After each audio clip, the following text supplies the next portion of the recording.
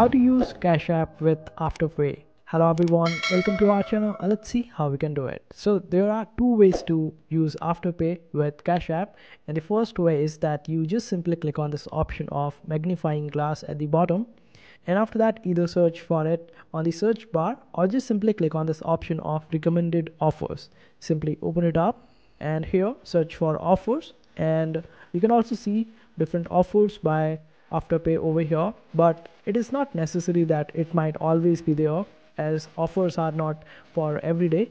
So just simply check it out whether the offer is there or not. And the second way is that when you are trying to make the payment from your Afterpay account, just simply choose Cash App as your payment method, and this way you would be able to use Cash App with Afterpay.